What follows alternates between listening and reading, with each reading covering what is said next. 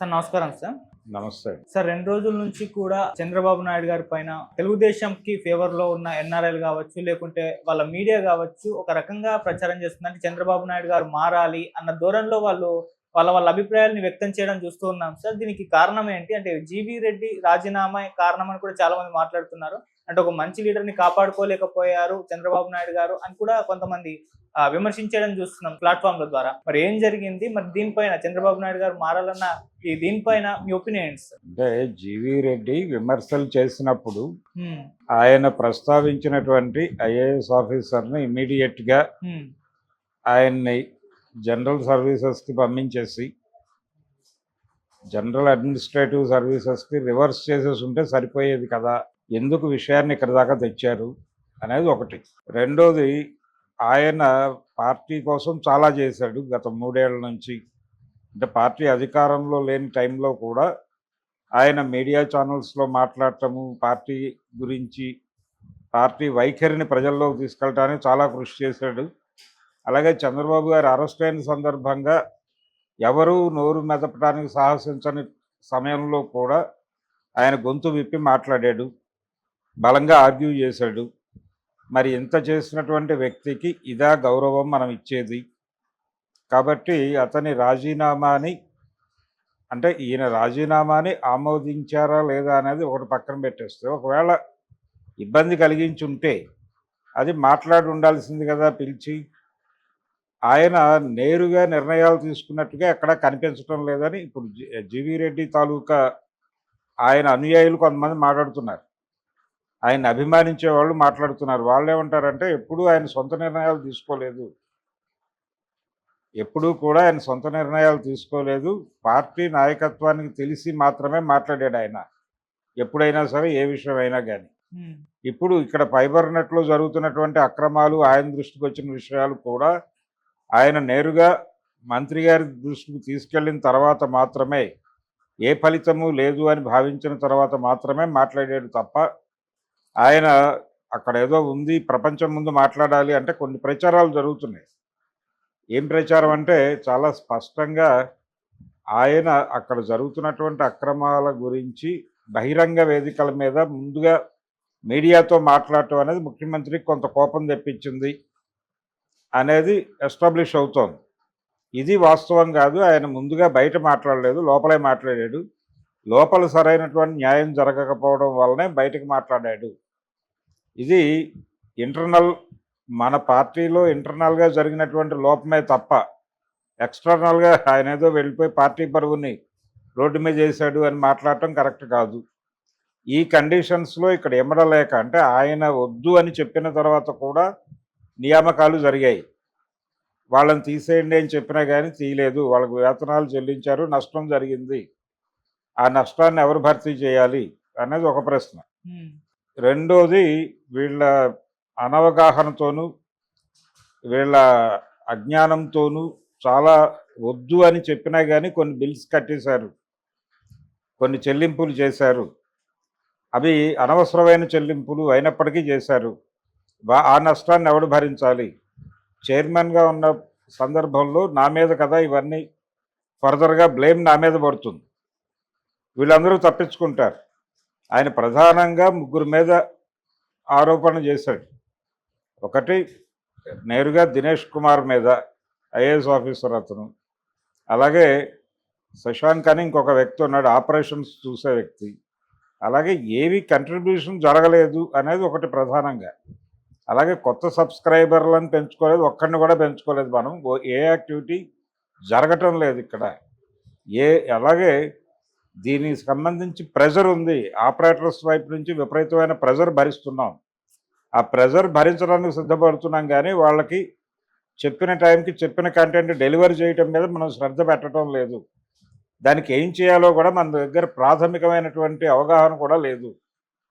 ఇంత ఇబ్బందికరంగా ఉన్నటువంటి పరిస్థితులని నేను ఎలా మోటివేట్ చేసి ముందుకు నడిపించగలను? వీళ్ళకి ఎక్కడెక్కడి నుంచో ఎవరెవరు సపోర్ట్తో ఉంది. ఇంతమంది ఇన్ని రకాల సపోర్టులతో ఇక్కడ ఉన్నవాళ్ళు నా మాట వింటారని నేను అనుకోలేదు. అందుకని నేను వెళ్ళిపోతున్నాను అని చెప్పేసి ఆయన ఓపెన్గా ఒక చోట ఎక్కడో మాట్లాడి ఆ లెటర్ పంపించేశాడు, అయిపోయింది. ఇప్పుడు ఈ లెటర్ని ఆమోదించడం అంటే, అంటే అంత క్లారిటీ ఉన్న వ్యక్తి. ఆయన ఎప్పుడూ కూడా ఏదైనా పద్ధతిగా చేసే మనిషి తప్ప పద్ధతి మీరి చేసే వ్యక్తి కాదు. అలాంటి వాడిని కాపాడుకోవాల్సింది పోయి ఎందుకు గెంటేస్తున్నారు? ఏదైనా ఉంటే అతన్ని పిలిచి కూర్చోబెట్టి మాట్లాడాలి. అతను ఆరోపణ చేసింది అధికారుల మీద. పైగా అతను ఒక మాట అన్నాడు, అతను వైసీపీ టైం నుంచి కొనసాగుతున్నాడు ఎండి మీద. సో అతని మీద ఏదైనా ఉంటే మీరు విచారణ జరపచ్చు. ఈయన త్రూ జరగాలి ఏది జరిగినా. ఆయనకు చైర్మన్ పదవి ఇచ్చిన తర్వాత చైర్మన్ పదవి ఇచ్చాం, నువ్వు వెళ్ళి గదిలో కూర్చుని బయటికి వెళ్ళిపో అంటే కుదరదు కదా. ఆయన కొంచెం పట్టించుకుంటాడు. పట్టించుకున్నప్పుడు ఆయన మాటలు అవతల వాళ్ళు విన్నప్పుడు ఆయన ఏం చేస్తాడు? అక్కడ చేయలేని ఉద్యోగం ఎందుకు చేయాలని చెప్పి బయటకు వస్తాడు. అదే జరిగింది అక్కడ. అంటే వ్యవహారాలని ప్రాపర్గా డీల్ చేయటంలో అంటే ప్రభుత్వంలో ఏదో లోపం జరుగుతోంది. ఆ లోపానికి ఇలాంటి వ్యక్తి బలైపోతే ఎలాగా? ముందు ఆ లోపాన్ని రెక్టిఫై చేసుకోవడానికి ఏం చేయాలో అది ఆలోచించండి. బాబు గారు ఆయన గతంలో చాలా సమర్థుడే కానీ ఇప్పుడంత సమర్థవంతంగా ఉన్నారా అనేది అనుమానం ఇలాంటి సందర్భాల్లో వస్తోంది. ఆయన మీద ఏ ప్రెజర్స్ పనిచేస్తున్నాయో తెలియదు. కాబట్టి జీవీ రెడ్డి బయటకు వెళ్ళిపోవడం వలన నష్టం జరుగుతుంది అనివార్యంగా. ఆయన్ని మనమే బయటకు పంపించామనేది ఇప్పటికే వైసీపీ దీన్ని టేక్ ఓవర్ చేసింది. ఇష్యూ టేక్ ఓవర్ చేసి ఇంటర్నల్ వ్యవహారాలన్నీ రాసేస్తున్నారు. వాళ్ళు పేపర్లో రాస్తున్నారు, వాళ్ళ ఛానల్లో టెలికాస్ట్ చేస్తున్నారు. అలాగే వాళ్ళ సోషల్ మీడియా నెట్వర్క్స్లో ఈ మొత్తం వ్యవహారం మీద వాళ్ళు వ్యాఖ్యానాలు వెదజల్లుతున్నారు జనంలో. సో వాళ్ళ చేతుల్లో ఆయుధంగా మారుతోంది ఇష్యూ. ఎందుకు వాళ్ళ చేతుల్లో ఆయుధం పెడుతున్నారు మీరు అంటే ఎక్కడో సమన్వయ లోపం నడుస్తోంది. ఆ సమన్వయ లోపాన్ని సరి చేసుకునేటువంటి కండిషన్లో సీఎం గారు ఉన్నట్టుగా అనిపించడం లేదు అని చెబుతూ నేరుగా చంద్రబాబు నాయుడు మీదే విమర్శ నడుస్తోంది గత 2 రోజులుగా. ఈ టార్గెట్ ఏమిటి అంటే చంద్రబాబు నాయుడు సమర్థవంతంగా లేడంటే ఆయన వయసు రీత్యా కావచ్చు, పాత తరం రీత్యా కావచ్చు. ఇప్పటికే పాత తరం నాయకుల్ని చాలామందిని పక్కన పెట్టారు. వాంటెడ్గానే యనమల రామకృష్ణుడు ఈ బ్యాచ్ మొత్తాన్ని కూడా పక్కకి పెట్టారు. ఈ పక్కకి పెట్టడంలో లోకేష్ క్రియాశీలక పాత్ర పోషించాడు అనేది వీళ్ళ అభిప్రాయం. ఇప్పుడు ఎవరైతే మాట్లాడుతున్నారో వీళ్ళందరూ అభిప్రాయం. ఏదో మేరకు ప్రభుత్వం పనిచేస్తుందంటే అది లోకేష్ చొరవ వల్లనే అని మాట్లాడుతున్నారు. ఈ మాటల వెనకాల ఉన్న ఉద్దేశం ఏంటంటే నాయుడు గారు మీరు తప్పుకొని లోకేష్కి బాధ్యతలు అప్పచెప్పేయడం బెటర్ అని చెప్పడం. ఇది కొంచెం అగ్రెసివ్గానే చెప్పే ప్రయత్నం చేస్తున్నారు. వీళ్ళు అగ్రెసివ్గా చెప్తున్నారు అనేది వైఎస్ఆర్సీపీకి చెందిన సోషల్ మీడియాలో కూడా వీటి మీద కథనాలు వచ్చినాయి. వాళ్ళు ఎక్కడి దాకా తీసుకెళ్లారంటే దీన్ని ఇది ఒక రకంగా వీళ్ళు కొంచెం హార్ష్గా మాట్లాడుతున్న మాట వాస్తవమే కానీ వీళ్ళు హార్ష్గా మాట్లాడుతున్న దాన్ని లీడ్ తీసుకుని వైసీపీ సోషల్ మీడియా ప్లాట్ఫామ్స్ మీద మేము గతంలో పార్టీ వ్యవస్థాపక అధ్యక్షుడినే కిందకు దించి మిమ్మల్ని ఎక్కించినటువంటి చరిత్ర ఉన్న పార్టీ ఇది. కాబట్టి ఏ క్షణమైనా మిమ్మల్ని తీసి లొకేషన్ ఎక్కించడం మాకు పెద్ద కష్టమేం కాదు అని వీళ్ళు రాసేస్తున్నారు ఉత్తరాల్లో అని కూడా వాళ్ళు వ్యాఖ్యానాలు చేసేస్తున్నారు. దీనికి మీ దగ్గర ఉన్న ఆధారం ఏమిటి అని అడిగితే ఇదిగో వీళ్ళు రాసినటువంటి సోషల్ మీడియాలో వీళ్ళు రాస్తున్నటువంటి రాతలే మాకు ఆధారం అని చెప్తున్నారు.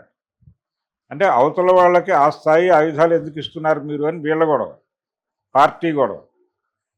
ఇది ఇంటర్నల్గా చర్చించకుండా మీరు ఎందుకు బహిరంగ వేదికల మీద మాట్లాడుతున్నారు?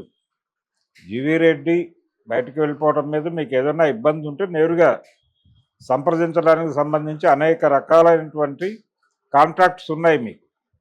ఆ కాంట్రాక్ట్స్ నుంచి మీరు విషయాన్ని చెప్తే కంట్రోల్ అవుతాం కదా. ఎందుకు మీరు కూడా రోడ్డెక్కి అల్లరి చేస్తున్నారు? మీ అల్లరిని ఇప్పుడు మేము ప్రాపర్గా డీల్ చేయకపోవడం వలన అతను బయటకు వచ్చి మాట్లాడాడు, మీడియాకి ఎక్కాడు అని మీరు ఎలిగేషన్ పెడుతున్నారు. బాగానే ఉంది. మరి మీరు చేస్తోంది ఏమిటి? మీరు చేస్తోంది అదే కదా అనే పద్ధతిలో ఇప్పుడు పార్టీ నుంచి వారి అధికారిక మాధ్యమాలలో వారు వార్తలు వెలువరిస్తున్నారు. పర్టికులర్గా ఈనాడు, ఆంధ్రజ్యోతి వీటిల్లో ఈ తరహా వార్తలు సర్క్యులేట్ అవుతున్నాయి. ఈ విధంగా జీవీ రెడ్డి రాజీనామా చుట్టూ రకరకాల వ్యవహారాలన్నీ చుట్టుముడుతున్నాయి. కానీ మొత్తం మీద కనిపిస్తున్నటువంటి ట్రెండ్ అయితే వైసీపీ వాళ్ళు కొంచెం అగ్రెసివ్గా వెళ్ళిపోయి పార్టీ వ్యవస్థాపక అధ్యక్షుడినే పక్కకు నెట్టేసిన చరిత్ర ఉంది మన పార్టీకి అని వాళ్ళు కొంచెం దూకుడుగా అనేసి ఉండొచ్చు. కానీ ఆ స్థాయి దూకుడుతనం అయితే కనిపిస్తోంది ఇక్కడ. అంటే ఒక ఒక నెమ్మదిగా పార్టీలో నాయకత్వ మార్పును కోరుకుంటున్నారా క్యాడరు అనే అభిప్రాయం కలిగే పద్ధతిలో ఈ ఉత్తరాలు ఉంటున్నాయి, వీళ్ళు రాస్తున్నటువంటి వ్యాఖ్యానాలు ఉంటున్నాయి. అందుకని జీవీ రెడ్డి వ్యవహారం పార్టీకి కొంచెం గట్టి ప్రమాదం తెచ్చే పరిస్థితి అయితే కనిపిస్తోంది. ఇది డెఫినెట్గా కొంత సీరియస్గా పట్టించుకోవాల్సిన అంశంగా మారింది.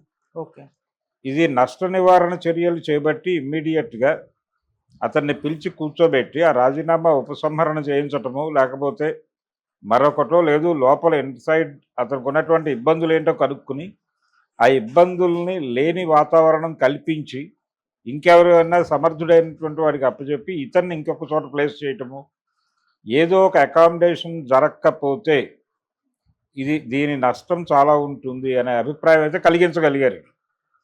ప్రభుత్వం వైపు నుంచి కూడా నష్ట నివారణ చర్యలు తీసుకోవడానికి కదలికలు మొదలైనవి. అంటే ఈ రాస్తున్న వాళ్ళని కంట్రోల్ చేస్తూ నష్ట నివారణ చర్యలు ఎలా చేయాలి అనే దాని మీద కూడా అంటే 2 పద్ధతుల్లో వాళ్ళు యాక్టివిటీ మొదలుపెట్టారు.